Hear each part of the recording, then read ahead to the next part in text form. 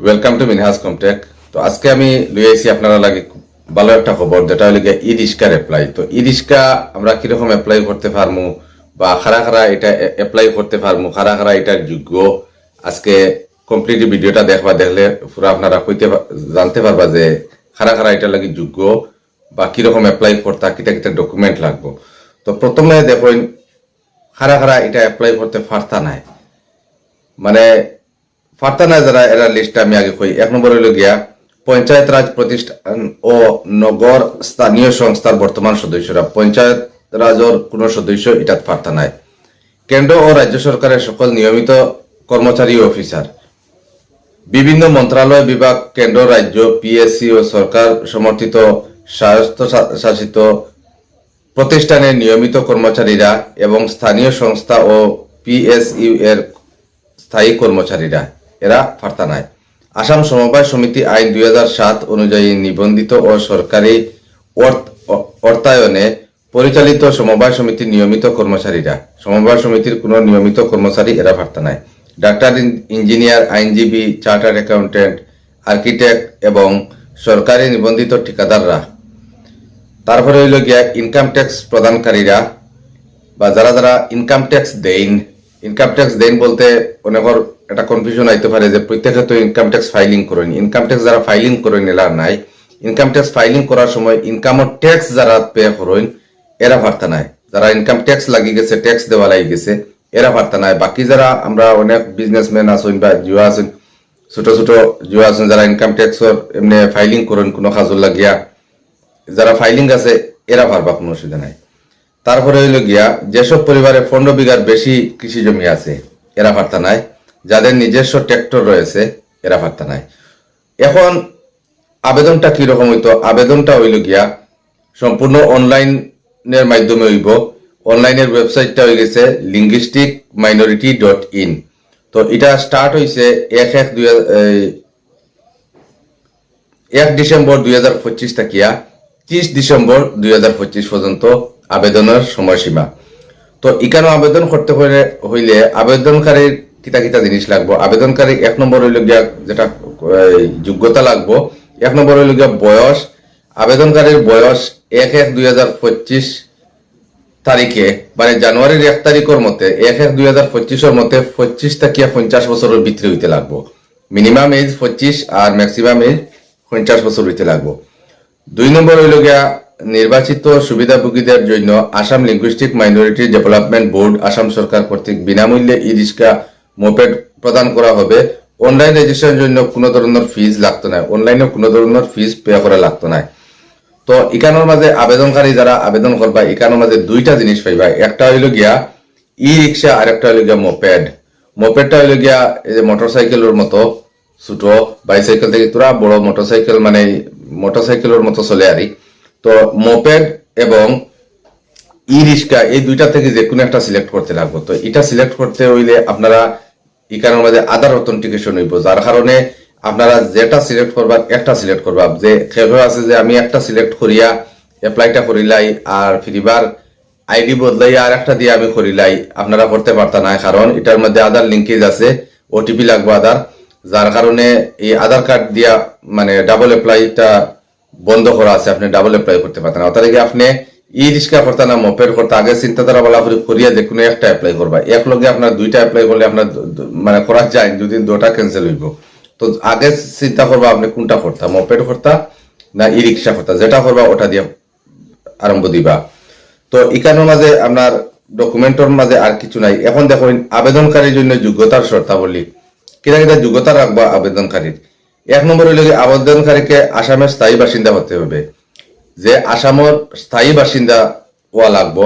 তো স্থায়ী বাসিন্দা যদি হইন আপনারা পাইবার, অন্য জায়গার থেকে বহিরাগত কেউ তখন যদি আসামত তাহলে পাইতা নাই।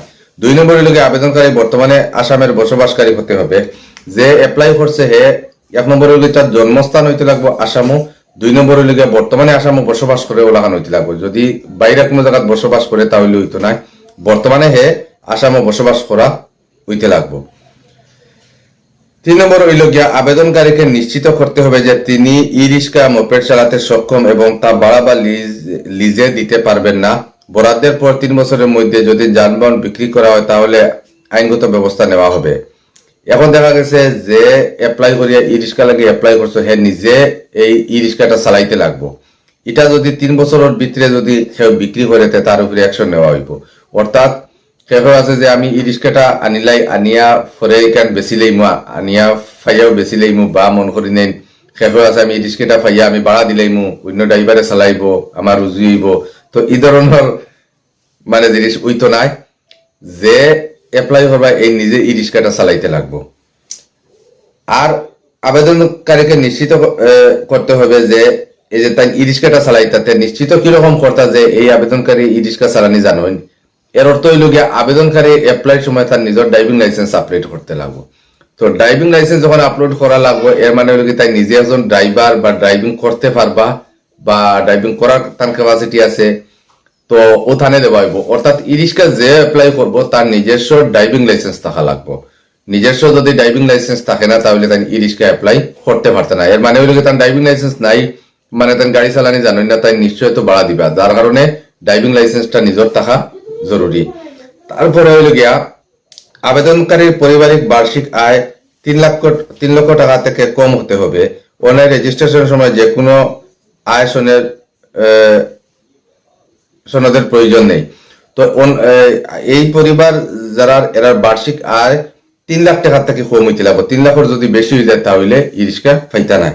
তারপরে হইল নির্বাচিত হলে আবেদনকারীকে কর্তৃপক্ষ, সার্কেল অফিসার, মাউজদার কর্তৃপক্ষ প্রদত্ত বৈধ বিপিএল কার্ড আয় সদন জমা দিতে হবে। তো এটা যদি পাওয়ার পরে সিলেকশন হওয়ার পরে বিপিএল কার্ড বা মনে করি আপনার ইনকাম সার্টিফিকেট যেটা ওটা জমা দিতে লাগবে। এটা হইল লিস্ট ফাইনাল আউট হওয়ার পরে তারপরে এটা হইল গিয়া যেটা বহুত ইম্পর্টেন্ট একটা জিনিস আপনারা খেয়াল করে দেখবা, আবেদনকারীকে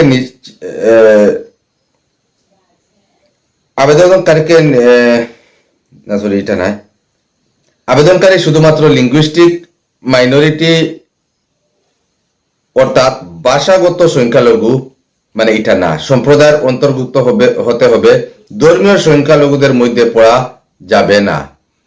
তো সংখ্যালঘু লাগে এই অ্যাপ্লাইটা ওর সংখ্যালঘু খারা আমরা তো মনে করি আর সংখ্যালঘু মানে মুসলিম, বৌদ্ধ, জৈন এইগুলা হইলে গিয়া সংখ্যালঘু। তো এখানে হয়েছে যে সংখ্যালঘু হইতে হইব এই আবেদনকারী সবসময় মাইনরিটি হইতে লাগবো, কিন্তু মুসলিম, বৌদ্ধ, জৈন, শিখ, পার্সি ধর্মীয় যেগুলা আছে সংখ্যালঘু এইগুলা অ্যাপ্লাই করতে পারতা নাই। তো এখান থেকে আমরা জিনিস ক্লিয়ার ভাবে আমরা নোটিফিকেশনও পাইলাম যে মুসলিম, বৌদ্ধ, খ্রিস্টান, শিখ, জৈন, পার্সি এরা কেউ এই অ্যাপ্লাই করার যোগ্যতা নাই, আপনারা করতে পারতা নাই। তো এখানটা কি ক্লিয়ার মাত ক্লিয়ার, কারণ এটা হইল এই টার্ম এন্ড কন্ডিশন অ্যাকসেপ্ট করেও আপনি অ্যাপ্লাই করাত লাগতরা। অর্থাৎ এই যারা ধর্মীয় সংখ্যালঘু যারা আছে এরা কেউ অ্যাপ্লাই করতে পারতা নাই। আবেদন নেক্সট হলে কি জেলা অনুযায়ী ভাষাগত সংখ্যালঘু জনসংখ্যার ভিত্তিতে সুবিধাভোগী নির্বাচন করা হবে। ALMDB প্রাপ্ত আবেদনের যথাযথ যাচাইয়ের পর সংশ্লিষ্ট কর্তৃপক্ষ ড্র লটারি এর মাধ্যমে নির্বাচিত করবে। ফলে যখন ফাইনাল লিস্ট বাড়ানোর আগে যখন একটা মোটামুটি লিস্ট বাড়াইব ওইটার থেকে ড্র লটারির মাধ্যমে গিয়ে ফাইনাল লিস্ট নির্বাচিত হইব। ই রিক্সা বেকারদের জীবিকার উৎস হিসাবে বাণিজ্যিক উদ্দেশ্যে দেওয়া হবে, মোপেড দেওয়া হবে তাদের যারা অ্যাপ ভিত্তিক সার্ভিসে কাজ করতে চান। এজন্য আবেদনকারীকে সংশ্লিষ্ট কোম্পানি থেকে একটি অঙ্গীকারপত্র জমা দিতে হবে। তো ই রিক্সা হইলে গিয়া যারা বাণিজ্যিক মানে যাতায়াতের লাগিয়া এটা ব্যবহার করতে পারবে। আর মোপেড যেটা এটা হইলে গিয়া মনে করি দেখে অনলাইনে কোনো সার্ভিস, কোনো ডেলিভারি বয় বা এরকম কোনো যদি কেউ কাজ করেন তাহলে আপনারা এই মোপেড লইতে পারেন। তো এখানোর মাঝে আপনার লাস্ট ডেট আপনার হইলে গিয়া আপনার 30 ডিসেম্বর আর স্টার্ট ডেট হইলে গিয়া 1 ডিসেম্বর। তো অনলাইন অ্যাপ্লাই এখনো চলে, আপনারা যারা অ্যাপ্লাই করার ইচ্ছা আপনারা করতে পারবা। তো এখানে আমরা মাঝে দেখি যে অতগুলা ধর্মভিত্তিক যেহেতু নাই মাইনরিটি, এখন এখানোর মাঝে আমরা অনলাইন যে অ্যাপ্লিকেশন আছে এটার মাঝে শুধু হিন্দুইজম আছে। অর্থাৎ হিন্দু যারা সংখ্যালঘু আছে, হিন্দুর মাঝেও যারা যে বিভিন্ন ক্যাটাগরির সংখ্যালঘু যারা আছে এরা আপনারা এই অ্যাপ্লাইটা করতে পারবো। কোনো ধরনের মুসলিম, জৈন, বুদ্ধ এরা কেউ অ্যাপ্লাই করতে পারতো না। তো আপনারা জিনিসটা ক্লিয়ার হয়ে গেছেন যে কারা অ্যাপ্লাই করতে পারবো এবং করতে পারতো না। আশা করি বুঝছেন বলা করি। আর আমি যেটা আপনারা কইলাম এটা আমি ডাইরেক্ট নোটিফিকেশন থেকে আমি ডিসকাশন করি, আর যার কারণে ওটাও ফাইনাল।